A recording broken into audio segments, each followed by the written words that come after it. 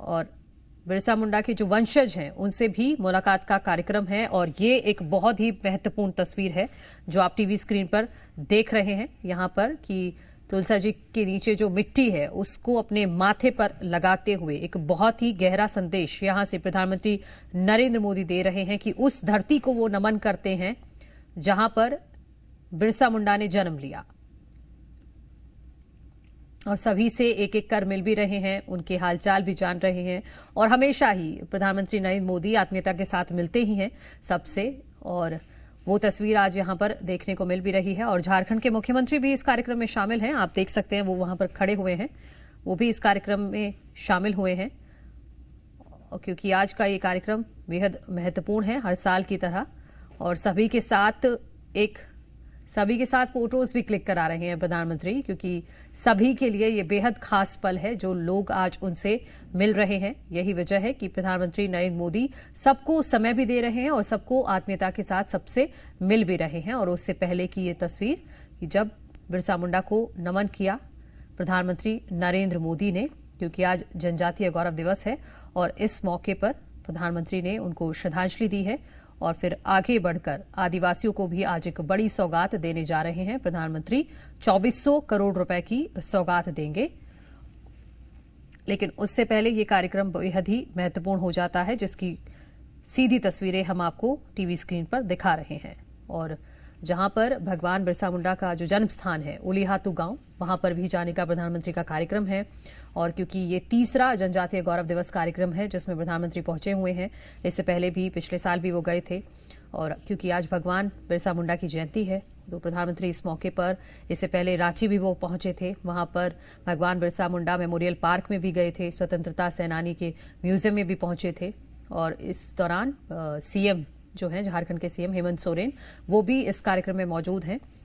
और इसके अलावा केंद्रीय जनजातीय कल्याण मंत्री अर्जुन मुंडा हैं, झारखंड के राज्यपाल हैं सीपी राधाकृष्णन, ये सभी महत्वपूर्ण लोग इस खास कार्यक्रम में शामिल हुए हैं। और अब खुंटी पहुंच गए, उसके बाद पहले रांची, उसके बाद खुंटी में। ये जो तस्वीरें हम आपको दिखा रहे हैं ये खुंटी की ही तस्वीरें हैं, जहां पर 24,000 करोड़ रुपए की जन कल्याणकारी योजनाओं का अनावरण प्रधानमंत्री अब से कुछ देर बाद करेंगे। और उसके बाद फिर उलीहातू गांव भी जाएंगे जो भगवान बिरसा मुंडा का जन्म स्थान है, वहां पर भी प्रधानमंत्री जाएंगे। और जिन 24 करोड़ रुपए की विकास परियोजनाओं की आज शुरुआत करने जा रहे हैं प्रधानमंत्री, उनका विशेष फोकस है कमजोर जनजातीय वर्ग। लेकिन उससे पहले आप ये जो तस्वीरें हम आपको टीवी स्क्रीन पर दिखा रहे हैं लगातार, ये बहुत ही महत्वपूर्ण तस्वीरें हैं। एक बड़ा मैसेज है इन तस्वीरों में, अगर आप समझेंगे पॉलिटिक्स के एंगल से भी और वैसे भी इसमें एक बहुत बड़ा मैसेज है कि आदिवासियों के बीच में आज प्रधानमंत्री नरेंद्र मोदी पहुंचे हैं। और राजनीतिक जानकार जो है वो ये भी कहते हैं कि झारखंड में चुनाव नहीं है, लेकिन झारखंड की धरती से जहां पर चुनाव है, जो चुनावी धरती है, चाहे वो मध्य प्रदेश या छत्तीसगढ़ है, वहां तक एक बड़ा संदेश झारखंड की धरती से आज जाने वाला है। क्योंकि बहुत ज्यादा संख्या में मध्य प्रदेश में भी और छत्तीसगढ़ में आदिवासी निर्णायक भूमिका में रहे हैं। किसी भी चुनाव की दिशा को और दशा को तय करते हैं आदिवासी। तो झारखंड की धरती से आज मध्य प्रदेश और छत्तीसगढ़ दोनों ही चुनावी राज्यों के लिए ये महत्वपूर्ण मैसेज आज यहां से जा रहा है इन सीधी तस्वीरों के जरिए जो हम आपको दिखा रहे हैं। और राजनीतिक जानकार यही मान रहे हैं कि एक तरह से आदिवासियों को साधने की प्रधानमंत्री नरेंद्र मोदी कोशिश कर रहे हैं यहां से, क्योंकि ऐसा पहले भी देखा गया है। गुजरात के चुनाव में भी ऐसा देखा गया है राजनीतिक जानकारों के मुताबिक कि गुजरात में जब इलेक्शंस थे और उस दौरान भी बिरसा मुंडा को नमन करने प्रधानमंत्री नरेंद्र मोदी पहुंचे थे, तो यहां से एक बहुत बड़ा मैसेज आदिवासियों के बीच में गया था और उससे चुनावी नतीजों पर भी बहुत बड़ा फर्क देखने को मिला था। तो क्या वही असर एक बार फिर से होगा मध्य प्रदेश और छत्तीसगढ़ पे? क्या इन तस्वीरों का असर होगा? ये तो खैर 3 दिसंबर को पता चल जाएगा। लेकिन आज जो ये तस्वीरें हैं ये बेहद महत्वपूर्ण, बार बार हम कह रहे हैं। और यहां से प्रधानमंत्री नरेंद्र मोदी झारखंड से ही विकसित भारत संकल्प यात्रा की भी शुरुआत करेंगे। और इसके अलावा पीएम किसान योजना की 18,000 करोड़ की किश्त भी यहां से जारी करने वाले हैं। इसके अलावा 7200 करोड़ रुपए की विकास परियोजनाओं का शिलान्यास भी करेंगे। और प्रधानमंत्री मोदी ने इससे पहले झारखंड दिवस को लेकर एक ट्वीट भी किया था सोशल मीडिया प्लेटफॉर्म पर, जिसमें उन्होंने यही लिखा था कि झारखंड अपने खनन के साथ ही बहादुरी, साहस और आत्मसम्मान के लिए जाना जाता है। यहां मेरे परिवारजनों ने देश की तरक्की में अहम योगदान दिया है। मैं स्थापना दिवस के मौके पर झारखंड के लोगों को शुभकामनाएं देता हूं और उज्जवल भविष्य की कामना भी करता हूं। सुंदर रूप है वो सरना चेन शॉल भेंट करके उनका स्वागत करें और साथ ही सबई ग्रास से बनने वाली हमारी पारंपरिक जो जनजातीय हैट है वो भी प्रधानमंत्री महोदय को भेंट करेंगे। ये सरना चेन शॉल, तालियों की आवाज आपकी मंच तक जरूर आनी चाहिए और दूर दूर तक आनी चाहिए। और सबई ग्रास से बनने वाली हमारी पारंपरिक हैट हमारी अपने जनजातीय समुदायों, परंपराओं का बड़ा सुंदर रूप है। माननीय मंत्री महोदय, भगवान बिरसा मुंडा जी का एक सुंदर चित्र जो है वो भेंट करेंगे माननीय प्रधानमंत्री महोदय को। हम सबकी प्रेरणा आज जिनकी जयंती जनजातीय गौरव दिवस के रूप में जिसे हम मनाते हैं, साथ ही छत्तीसगढ़ के डोकरा आर्ट की एक सुंदर कलाकृति भी माननीय मंत्री महोदय प्रधानमंत्री महोदय को भेंट करेंगे। गाय और बछड़े का यह सुंदर रूप है, वात्सल्य का बड़ा सुंदर भाव है इसमें। आपकी तालियों के साथ इस बात में भी आप शामिल हो। मध्य प्रदेश की गोंड पेंटिंग एक सुंदर रूप होता है हमारी जनजातीय कला का, और यही गोंड पेंटिंग माननीय प्रधानमंत्री महोदय को भेंट कर रहे हैं। माननीय केंद्रीय मंत्री महोदय, तालियों की गूंज आपकी बार बार इस मंच तक जरूर आनी चाहिए। और साथ ही देश के विभिन्न हिस्सों के हमारे जो जनजातीय उत्पाद हैं उनका ऑर्गेनिक हैम्पर, ये हमारे बंधन केंद्रों के सुंदर प्राकृतिक उत्पाद, वे भी प्रधानमंत्री महोदय को मंत्री महोदय भेंट कर रहे हैं। और अब मैं निवेदन करूंगा माननीय मुख्यमंत्री श्री हेमंत सोरेन जी से कि वे झारखंड प्रदेश की ओर से माननीय प्रधानमंत्री महोदय को एक शॉल भेंट करके आप सबकी करतल ध्वनि के साथ उनका वंदन और अभिनंदन करेंगे। मुख्यमंत्री श्री हेमंत सोरेन जी, तालियों के गूंज के साथ ये माननीय प्रधानमंत्री महोदय का यहाँ पर अभिनंदन हो रहा है। और भगवान बिरसा मुंडा की एक प्रतिमा भी यहाँ पर भेंट करेंगे। और एक बड़ा सुंदर कला का रूप है, रंग बिरंगे बटन से बना यह सुंदर चित्र भगवान बिरसा मुंडा का मुख्यमंत्री जी माननीय प्रधानमंत्री महोदय को भेंट कर रहे हैं। आपकी करतल ध्वनि के साथ इस अभिनंदन और वंदन में हम सबकी सहभागिता हो, इस रूप में हम सभी शामिल हो। वंदन अभिनंदन माननीय प्रधानमंत्री महोदय का जोहार धरती आबा की इस पावन धरा पर देवियों सज्जनों। और अब मैं निवेदन, अर्जुन मुंडा जी, अन्नपूर्णा देवी जी, हम सबके वरिष्ठ मार्गदर्शक श्रीमान करिया मुंडा जी, मेरे परम मित्र बाबूलाल मरांडी जी, अन्य महानुभाव और झारखंड के मेरे प्रिय परिवारजन, आप सभी को जोहार। आज का दिन सौभाग्य से भरा हुआ है। मैं कुछ देर पहले ही भगवान बिरसा मुंडा की जन्मस्थली उलीहातू से लौटा हूं। उनके परिजनों से भी बड़ी सुखद मुलाकात हुई है और उस पवित्र माटी को माथे पर चढ़ाने का एक परम सौभाग्य मुझे मिला है। मुझे भगवान बिरसा मुंडा मेमोरियल पार्क और फ्रीडम फाइटर म्यूजियम देखने का भी अवसर मिला है। 2 साल पहले आज के ही दिन मुझे म्यूजियम देश को समर्पित करने का सौभाग्य मिला था।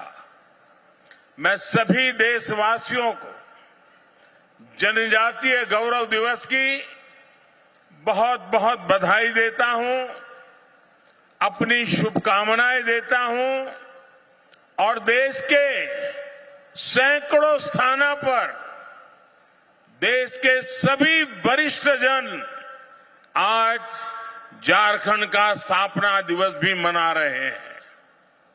अटल जी के प्रयास से ही इस राज्य का गठन हुआ था। देश को, विशेषकर झारखंड को अभी 50,000 करोड़ रुपए की अलग अलग योजनाओं का उपहार मिला है। आज झारखंड में रेलवे इंफ्रास्ट्रक्चर और कनेक्टिविटी के विस्तार के तहत कई रेल परियोजनाओं को शुरू किया गया है। आपको ये जानकर खुशी होगी कि झारखंड भी देश के 100%, 100% इलेक्ट्रिफाइड रेल रूट वाला राज्य बन गया है। इन परियोजनाओं के लिए मैं आप सभी मेरे झारखंड वासियों को बहुत सारी बधाई देता हूं। मेरे परिवारजनों, जनजातीय गौरव और संघर्ष के प्रतीक भगवान बिरसा मुंडा की गाथा हर देशवासी को प्रेरणा से भर देती है। झारखंड का कोना कोना ऐसे ही महान विभूतियों को उनके हौसलों और अनथक प्रयासों से जुड़ा है। तिलका मांझी, सिद्धू कान्हू, चांद भैरव, फूलो जानो, नीलांबर, पीतांबर, जत्रा ताना भगत और अल्बर्ट एक्का जैसे अनेक वीरों ने इस धरती का गौरव बढ़ाया है। अगर हम आजादी के आंदोलन को देखें तो देश का ऐसा कोई कोना नहीं था जहां आदिवासी योद्धाओं ने मोर्चा नहीं लिया हो। मानगढ़ धाम में गोविंद गुरु के योगदान को कौन भूल सकता है। मध्य प्रदेश के तंत्या भील, भीमा नायक, छत्तीसगढ़ के शहीद वीर नारायण सिंह, वीर गुंडाधुर, मणिपुर की रानी गाइडिन्ल्यो, तेलंगाना के वीर रामजी गोंड, आदिवासियों को प्रेरित करने वाले आंध्र प्रदेश के अल्लूरी सीताराम राजू, गौंड प्रदेश की रानी दुर्गावती, ये वो विभूतियां हैं जिनका देश आज भी ऋणी है। ये देश का दुर्भाग्य है कि आजादी के बाद ऐसे वीरों के साथ न्याय नहीं हुआ। मुझे संतोष है कि आजादी के 75 वर्ष होने पर अमृत महोत्सव के दौरान हमने ऐसे वीर वीरांगनाओं को याद किया, उनकी स्मृतियों को अगली पीढ़ी तक पहुंचाया। साथियों, झारखंड आना मुझे पुरानी स्मृतियों को ताजा करने का अवसर भी देता है। गरीबों की सबसे बड़ी ताकत आयुष्मान भारत योजना की शुरुआत झारखंड से ही हुई थी। कुछ ही साल पहले खूंटी में मैंने सोलर पावर से चलने वाले जिला न्यायालय का उद्घाटन किया था। अब आज झारखंड की इस पावन भूमि से एक नहीं बल्कि दो ऐतिहासिक अभियानों की शुरुआत होने जा रही है। विकसित भारत संकल्प यात्रा सैचुरेशन के सरकार के लक्ष्यों को प्राप्त करने का सशक्त माध्यम बनेगी। पीएम जनजाति आदिवासी न्याय महाअभियान विलुप्त होने की कगार पर खड़ी जनजातियां, जिसे हम अब तक प्रिमिटिव ट्राइब के रूप में जानते हैं, उनकी रक्षा करेगा, उन्हें सशक्त करेगा। ये दोनों ही अभियान अमृत काल में भारत की विकास यात्रा को नई ऊर्जा देंगे। मेरे परिवारजनों, मुझे सरकार के मुखिया के तौर पर, हेड ऑफ द गवर्नमेंट के तौर पर अब 2 दशक से भी ज्यादा समय बीत गया है। देशवासियों की आकांक्षाओं को जानने का, समझने का मुझे बहुत करीबी से मौका मिला है। अपने उन अनुभवों के आधार पर मैं आज एक अमृत मंत्र आपके सामने रख रहा हूं और भगवान बिरसा मुंडा की धरती से रख रहा हूं। अगले 25 वर्षों के अमृत काल में अगर हमें विकसित भारत की भव्य और दिव्य इमारत का निर्माण करना है तो हमें उसके 4 अमृत स्तंभों को और मजबूत करना होगा, निरंतर मजबूत करना होगा। हमारी सरकार ने जितना 10 साल में किया, अब उससे भी ज्यादा ऊर्जा के साथ हमें इन 4 अमृत स्तंभों पर अपनी पूरी ताकत लगानी है।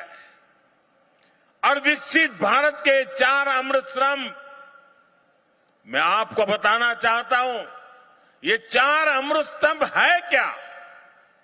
पहला अमृत स्तंभ भारत की हमारी महिलाएं, हमारी माताएं बहनें, हमारी नारी शक्ति।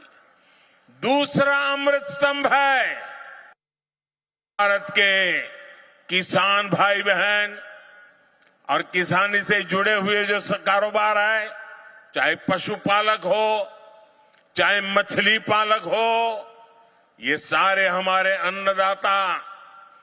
तीसरा अमृत स्तंभ भारत के नौजवान, हमारे देश की युवा शक्ति, जो आने वाले 25 साल में देश को नई ऊंचाई पर पहुंचाने वाली सबसे बड़ी शक्ति है। और चौथा अमृत स्तंभ भारत का मध्यम वर्ग, नियो मिडिल क्लास और भारत के मेरे गरीब भाई बहन। इन 4 स्तंभों को हम जितना मजबूत करेंगे, विकसित भारत की इमारत भी उतनी ही ऊंची उठेगी। मुझे संतोष है कि 10 वर्षों में इन 4 स्तंभों को सशक्त करने के लिए जितना कार्य हुआ है उतना पहले कभी नहीं हुआ। साथियों, आज तक और आजकल हर तरफ भारत की इस सफलता की चर्चा है कि हमारी सरकार के 5 वर्षों में 13 करोड़ से ज्यादा लोग गरीबी से बाहर निकले हैं। आखिर बीते कुछ वर्षों में ऐसा क्या हुआ जो इतना बड़ा परिवर्तन जमीन पर देखने को मिला है? 2014 में जब हमें आप सबने दिल्ली की गादी पर बिठाया, सरकार चलाने का दायित्व दिया, उस दिन से हमारा सेवा काल शुरू हुआ है। हम सेवा करने के लिए आए हैं और उस सेवा काल के बात करूं तब उस समय हमारे आने से पहले भारत की एक बहुत बड़ी आबादी मूलभूत सुविधाओं से वंचित थी। देश के करोड़ों गरीबों ने इस बात की उम्मीद भी छोड़ दी थी कि कभी उनका जीवन बदल पाएगा। और सरकारों का रवैया भी ऐसा था कि वो खुद को जनता का माई बाप समझती थी। हमने माई बाप की भावना से नहीं बल्कि सेवक की भावना से आपके सेवक की तरह काम करना शुरू किया। जो वंचित थे, हमने उन्हें वरीयता देना शुरू किया। जिन्हें सबसे दूर समझा जाता था, सरकार खुद चलकर उनके पास गई।